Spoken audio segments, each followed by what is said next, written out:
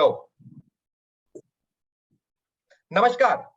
आज 25 जून सन 2022, दिन शनिवार, जिला गौतम बुद्ध नगर, तहसील दादरी, विकासखंड बिशरख, शहर नोएडा की पावन भूमि से मैं वन संचालक डॉक्टर अतुल चौधरी अपने सह संचालक आदरणीय श्री विनोद शर्मा जी, वरिष्ठ पत्रकार एवं एनसाइक्लोपीडिया नोएडा के नाम से भी नोएडा में प्रचलित है, टॉक शो विनोद शर्मा जी के साथ आज आप सबके समक्ष एक विशेष अवसर पर पैदा हुआ हूं एवं हम सब उपस्थित हुए हैं। आज से 47 वर्ष पूर्व यानी 25 जून सन 1975 एक ऐतिहासिक घटना हुई थी हमारे भारतवर्ष में। उस समय के तत्कालीन प्रधानमंत्री आदरणीय श्रीमती स्वर्गीय इंदिरा गांधी जी के माध्यम से उसी क्षण को क्या उसका प्रभाव पड़ा, जैसा कि हम सब जानते हैं कि उसका प्रभाव पूरे देश में पड़ा था, लेकिन हमारे जिले गौतम बुद्ध नगर में भी, खासकर नोएडा में क्या उसका प्रभाव पड़ा, उसी के संदर्भ में आज हमारे साथ दो विशिष्ट मेहमान हमारे साथ उपलब्ध हैं। आदरणीय श्री कृष्णानंद सागर शर्मा जी, आपका बहुत बहुत स्वागत। स्वयंसेवक, राष्ट्रीय स्वयंसेवक के संघ विचारक एवं लेखक हैं और इनकी पुस्तक भारत के विभाजन काल की त्रासदी के 2 पार्ट प्रकाशित हुए, जिनकी पुस्तक का विमोचन सर संचालक आदरणीय श्री मोहन भागवत जी ने किया। और साथ ही हमारे साथ गोपाल कृष्ण अग्रवाल जी हमारे साथ उपस्थित हैं, जो भाजपा के राष्ट्रीय प्रवक्ता एवं आर्थिक सलाहकार भी हैं। बहुत बहुत स्वागत आदरणीय गोपाल कृष्ण अग्रवाल जी। आइए इस कड़ी को हम आरंभ करते हैं। Over to you Vinod ji. धन्यवाद अतुल जी। आप आज हम बड़े भाग्यशाली हैं कि हमारे साथ कृष्णानंद सागर शर्मा जी जुड़े हुए हैं, जो संघ के लगभग 20 साल तक प्रचारक रहे हैं और आपने दर्जनों पुस्तकें लिखी हैं। और सबसे खास बात, एक पुस्तक लिखी है कि संघ और कांग्रेस कितने नजदीक, कितने पार, कितने दूर। ये किताब भी लिखी गई और ये बड़ी महत्वपूर्ण है, क्योंकि आज की डेट में ये माना जाता है संघ और कांग्रेस आपस में किस तरीके से एक दूसरे के खिलाफ बोलते हैं। लेकिन उस पुस्तक में भी बहुत कुछ लिखा गया और आपका अनुभव जो संघ के साथ जुड़ा और इमरजेंसी के दौरान जो आपने अनुभव महसूस किया, वो बहुत महत्वपूर्ण रहा होगा। आपका मेरे शो में बहुत बहुत अभिनंदन सागर साहब। और साथ में हमारे जुड़े हैं गोपाल कृष्ण अग्रवाल जी, जो भाजपा के राष्ट्रीय प्रवक्ता हैं। और आप जब छोटे से थे उस समय अपने माता पिता के साथ आपातकाल में जेल गए। उस समय के माता पिता के साथ रहने के दौरान जो संघ के लोग आते जाते थे, उसका असर काफी दिनों तक रहा और वो यादें वो अभी तक उनके दिमाग में हैं, उनके वो भूलते नहीं हैं। तो मैं सबसे पहले कृष्णानंद सागर जी से बात करूंगा कि जो इमरजेंसी का दौर शुरू हुआ था उस दिन 25 जून 1975 को आप कहाँ थे और कैसे आपको पता लगा कि इमरजेंसी लग गई है, और उसके बाद किस तरीके से आपने उस दौरान भूमिगत रहकर काम किया? जी। मैं उन दिनों दिल्ली में संघ कार्यालय झंडेवाला में रहता था। जी। 25 जून रात्रि को मैं ऊपर छत पर सोया हुआ था। लगभग 1 बजे एक कार्यकर्ता नीचे से आया और उसने मुझे आकर बताया कि नीचे पुलिस आई हुई है और वो कार्यालय प्रमुख देवराज जी को ले जा रही है। मैंने कहा ठीक है, जब वो देवराज जी को ले जाएं तब मुझे आके बताना। थोड़ी देर बाद वो आया और उन्होंने कहा जी हाँ, पुलिस उनको ले गई है। मैं ऊपर से नीचे उतरा और उसके बाद वो देवराज जी के ही कक्ष में बैठ गया। देवराज जी कार्यालय प्रमुख थे और उस समय झंडेवाला में मैं ही सबसे सीनियर था, बाकी सब तो बाहर थे। अच्छा। मैंने सभी जगह पर भिन्न भिन्न जो स्थान थे उनको फोन किया, किस प्रकार से देवराज जी को ले गए हैं। जब को फोन किया, आगरा किया, रोहतक किया और जहां जहां भी संभव था।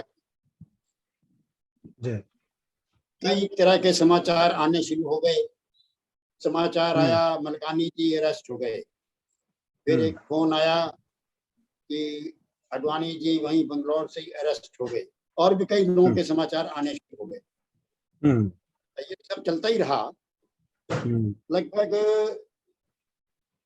कोई 2:30-3 बजे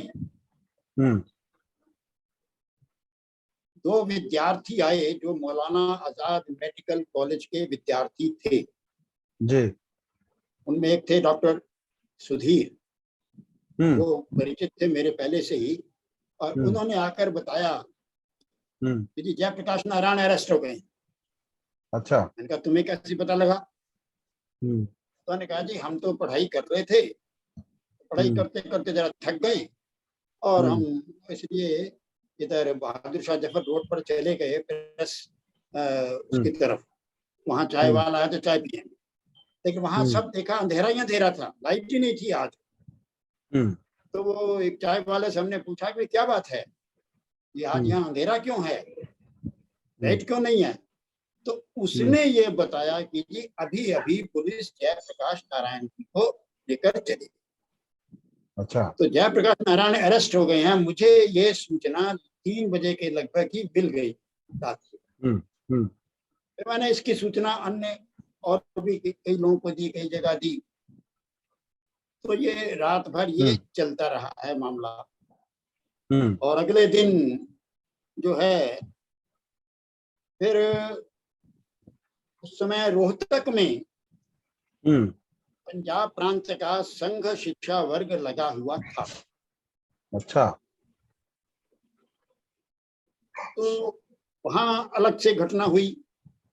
वहां ये हुआ कि दिन में वो पुलिस का वहां आना जाना हो गया शुरू, और धीरे धीरे उनका शिकंजा कसता गया। सीआईडी वाले भी उसमें आने जाने लग पड़े। तो आखिर में ये आदेश मिला डीसी का, ये जो है ये शिक्षा वर्ग आप तुरंत समाप्त करिए। वहां पर लगभग 600-700 स्वयंसेवक थे।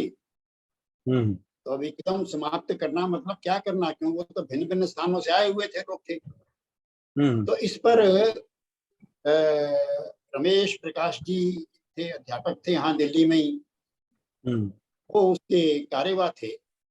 और जम्मू कश्मीर के थे डॉक्टर, वो वहाँ के सर्वाधिकारी थे जी। ये दोनों गए डीसी के पास और उससे बातचीत वगैरह की कि भाई आप कह रहे हैं कि तुरंत खत्म करो, कैसे हम खत्म करें, कहाँ जाएंगे, कैसे जाएंगे? तो उन्होंने कहा नहीं जी तो आपको खत्म करना ही होगा। तो वो काफी इस मामले में दृढ़ रहा, और आखिर में उन्होंने पूछा कि आखिर ऐसी क्या बात है, आप क्यों कह रहे हैं हमें? तो उसने कहा भाई ऐसा है कि संघ पर प्रतिबंध लग चुका है। ये बात रोहतक के डीसी ने 26 जून को कही, 26 जून की दोपहर को।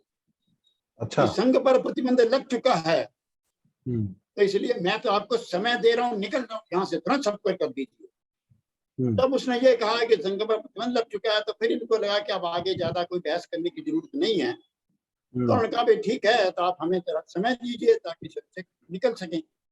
तो उनका ठीक है, शाम तक सबको निकाल दीजिए। तो फिर आए और वो सभी को जो भी कहा कि भाई सब चलो, तो सबको वहां से निकाला गया। उसी दिन ये सूचना तो रात को लगभग सब जगह पहुंच ही गई थी। माधवराव मुले जो उस समय संघ के सह सर कार्यवाह थे,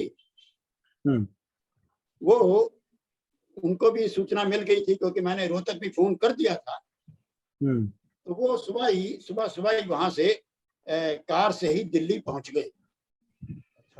और दिल्ली आकर वो आर्य समाज रोड पर विश्व हिंदू परिषद कार्यालय में आकर,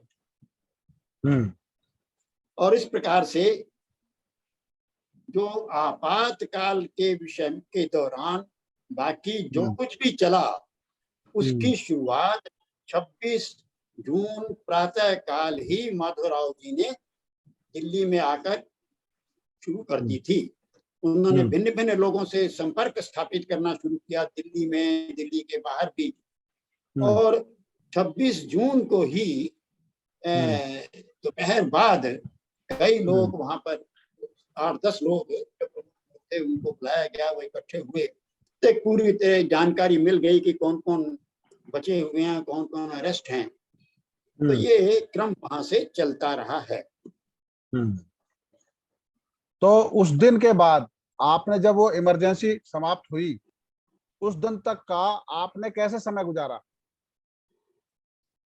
ऐसा है कि मैं ये 7 जुलाई तक झंडे वाला का जो कुछ भी ऑपरेशन था वो मैंने ही किया। अच्छा। झंडे वाला में कई ऐसे अवसर आए, बाहर से लोग आते थे, तो वो तो वहीं आते थे, उनको तो पता होता नहीं था, तो उनको भी सूचित करना। फिर ये बाकी सब लोग तो अंडरग्राउंड हो चुके थे, मैं ही झंडे वाला में था, तो उनसे भी संपर्क अंडरग्राउंड जो थे संघ के अधिकारी और अन्य भी जो बाहर से लोग वैसे ही आते थे, जिनको कुछ ज्यादा पता नहीं होता था, वो भी आकर संपर्क तो मेरे से ही करते थे, तो उनको भी इस प्रकार से उचित सूचना या उचित वो सब करना।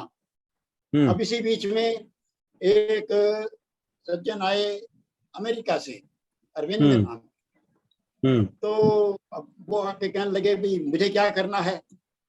अब मैं उनको क्या बताऊं कि क्या करना है, क्योंकि तब तक कुछ निश्चित तो था ही नहीं। ये जो कुछ भी था सब अनिश्चित था और अकस्मात था।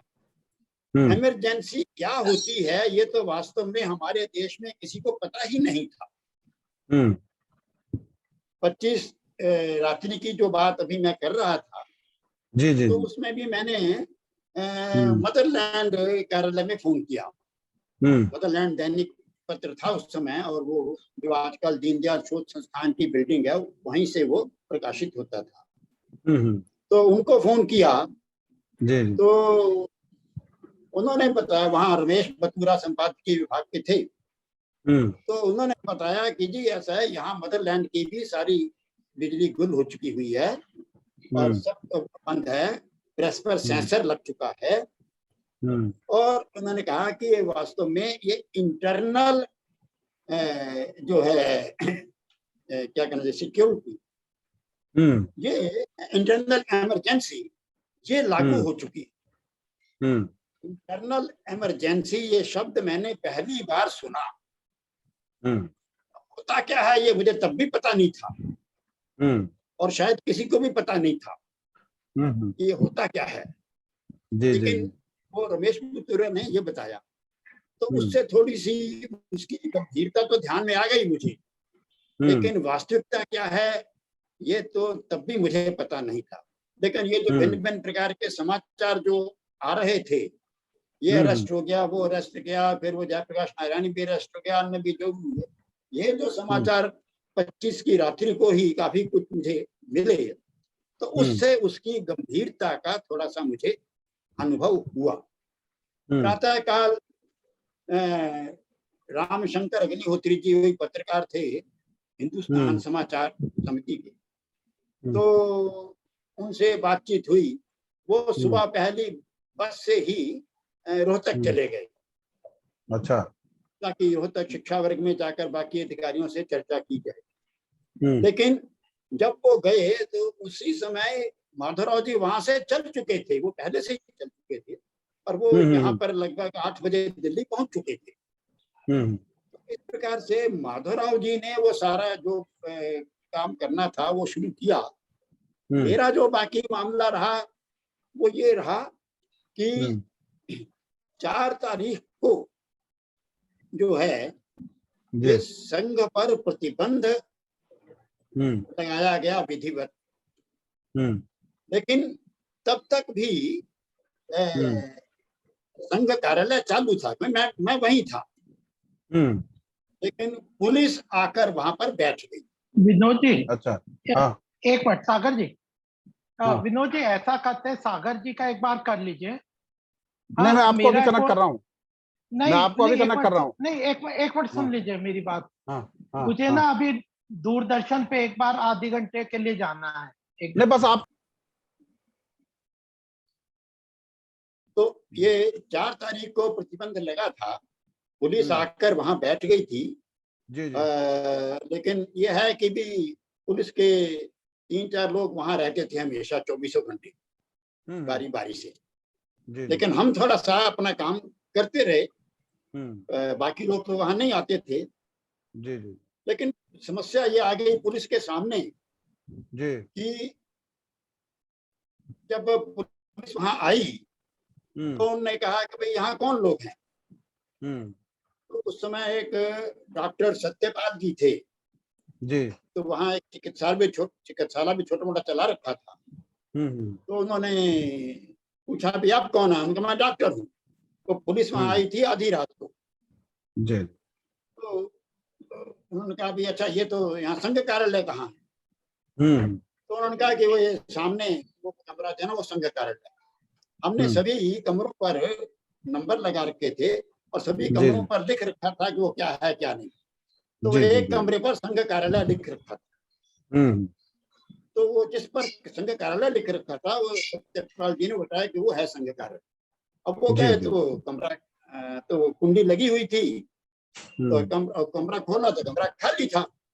आपसे तो मैं उन्होंने कहा कि यहाँ आगे कोई बात नहीं। करेंगे। हाँ आपसे मैं आगे बात करूंगा। मैं गोपाल जी से मैं सवाल पूछ रहा हूँ। गोपाल जी, उस समय जब इमरजेंसी लागू हुई थी 25 जून 1975 को, उस समय आपकी आयु कितनी थी? और आपने, क्योंकि पिताजी के माँ के साथ जेल में भी रहे, वो संस्मरण आप हमें, हमारे दर्शकों को बताइए। और वो घटना, क्योंकि संघ के साथ आपके बहुत अच्छे रिश्ते रहे हैं, और उस समय का जो कांग्रेस का व्यवहार रहा था वो किस तरीका था, थोड़ा सा बताइए जी, गोपाल जी। देखिए, हाँ विनोद जी, सागर जी ने काफी डिटेल में बताया है। हाँ। मैं उस वक्त 1975 में, मेरा सन 1962 का जन्म है, तो हम्म 1975 को मैं 13 वर्ष का था, हम्म सन 1975 में। और जी लेडी जी। हार्डिंग मेडिकल कॉलेज में हम रहते थे।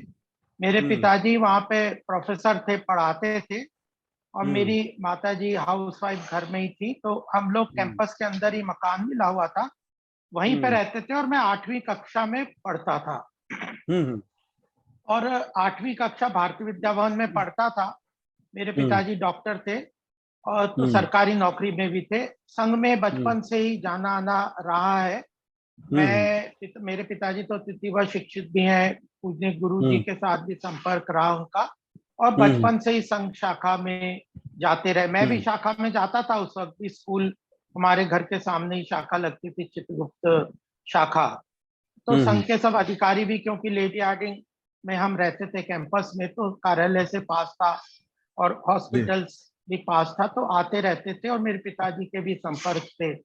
तो हम्म जैसे सागर जी ने बताया, माधवराव जी मुले, एकनाथ जी रानाडे, दत्तोपंत ठेंगड़ी जी, हम्म इंद्रेश जी, ये सब लोगों का काफी हमारे यहाँ पे आबाजी थत्ते, हम्म ये सब लोगों का घर में बहुत आना जाना रेगुलर रहता था। कई बार हम्म रात को भी रुक जाते थे, कई बैठकें भी हमारे यहाँ होती थी। हम्म तो जब 26 जून 25 जून की रात्रि को लगा, तो मैं तो बहुत छोटा था, मुझे कोई आइडिया नहीं था कि ये क्या हुआ, कैसे हुआ, कैसी हम्म इमरजेंसी लगी।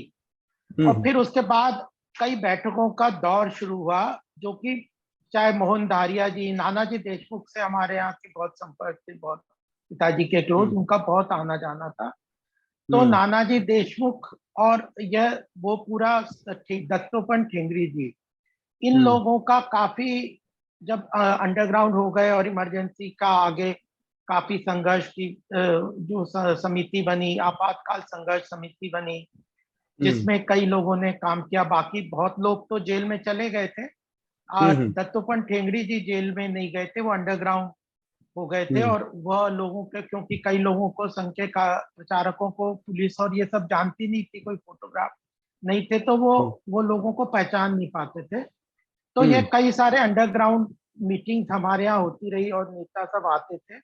तब मुझे हम्म धीरे धीरे समझ में आया कि यह जो इमरजेंसी है, यह हम्म इसका क्या अर्थ है, कैसे इसमें सेंसरशिप लगा दी, सारे नेताओं को अरेस्ट कर लिया। और इंदिरा गांधी ने प्रजातंत्र का गला घोटने का यह पूरा षड्यंत्र किया है। और फिर सारा पता भी चला कि कैसे राजनारायण जी के खिलाफ इलेक्शन लड़ी थी और उसमें वो रायबरेली से हार गई। तो वो राजनारायण जी हार गए तो उन्होंने हाई कोर्ट में, इलाहाबाद हाई कोर्ट में यह केस किया कि इन्होंने सरकारी सब असलों का और सब चीजों का गलत इस्तेमाल किया।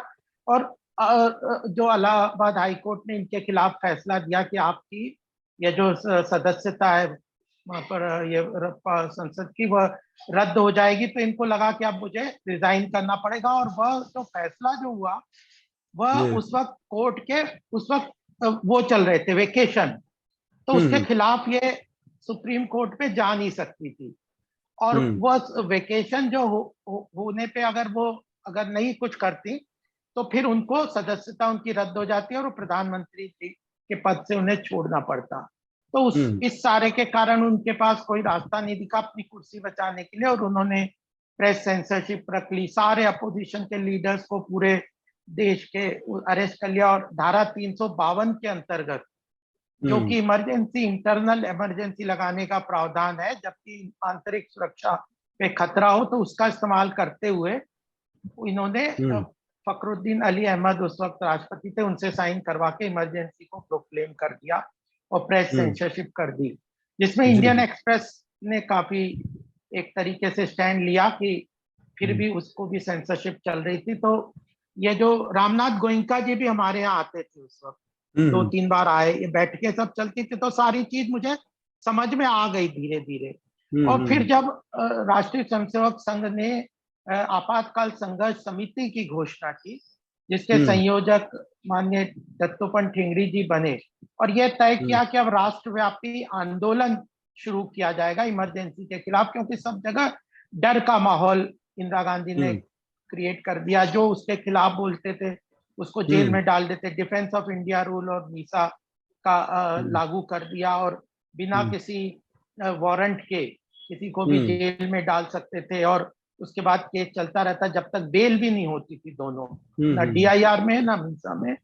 बेल भी शुरू में बंद कर दी, तो सब बड़े नेता उसमें जेल में थे। तो एक ये कहा कि अब राष्ट्रव्यापी आंदोलन, राष्ट्रीय स्वयंसेवक संघ और सब जो अलग अलग पार्टी के भी थोड़े बहुत और भी लोगों के थे, भारतीय जनसंघ उस वक्त थी, तो ये राष्ट्रव्यापी आपातकाल संघर्ष समिति के अंदर आंदोलन शुरू किया। और ये तय किया कि लोग सत्याग्रह करेंगे, अहिंसक सत्याग्रह करेंगे जगह जगह पे पूरे देश में, जिसमें कि इमरजेंसी के खिलाफ नारे लगेंगे, कुछ पोस्टर पैम्पलेट बांटे जाएंगे, और लोग खुल के अपने आप को जेल भरो आंदोलन की तरह देशव्यापी में व्यापी आंदोलन किया जाएगा। जो इंदिरा गांधी को लग रहा था कि अब सब जगह मैंने सबको दबा दिया, कोई बचा नहीं, अब कोई कुछ आवाज इसके खिलाफ नहीं लगेगी, तो संघ ने यह संघर्ष पूरा नेतृत्व करके किया। और इस आंदोलन में यह तय किया गया कि सत्याग्रह किया जाएगा। और नवंबर में यह तय हुआ कि नवंबर माह 1975 को यह सत्याग्रह शुरू होगा। तो एकनाथ जी रानाडे हमारे यहाँ काफी आते थे, तो उन्होंने, वो लोगों से बात भी कर रहे थे कि लोगों को जाना चाहिए, यह देश के ऊपर बहुत ही संकट की बात है, ऐसी प्रजातंत्र का गला घोट दिया गया, और अगर आज संघर्ष नहीं किया गया तो यह कब हटेगी या क्या होगा, देश अंधकार के गर्त में चला जाएगा। तो हमारे घर में भी तय हुआ कि हम लोग सत्याग्रह करेंगे, एक और जेल में जाने के लिए तय होंगे। मेरे पिताजी से बात हो गई, माताजी से बात हो गई।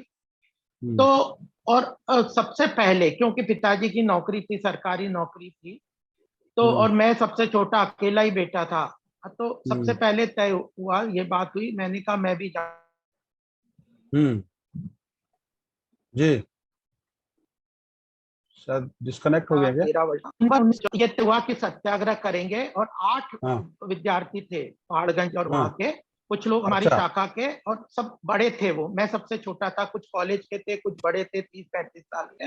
ये तय हुआ कि इंदिरा गांधी का 19 नवंबर सन 1975 को जन्मदिन मनाया जा रहा था, और वह बाल दिवस के रूप में एक बालकों के लिए एक कार्यक्रम उन्होंने बड़ा नेशनल स्टेडियम में तय किया, और उसमें राष्ट्रपति फखरुद्दीन अली अहमद जी का भाषण होगा, और पूरे डिप्लोमेटिक लोगों को, डिप्लोमेट जितने भी हैं भारत के, उनके जो दिल्ली में है उनको भी बुलाया जाएगा और एक तरीके से बताया जाएगा कि सब जगह शांति है, बच्चे खुशहाल वो है, सब जगह डिसिप्लिन हो गया है और राष्ट्रपति जी उसमें भाषण देंगे और ऐसा एक कार्यक्रम का प्लान किया नेशनल स्टेडियम में बच्चों का।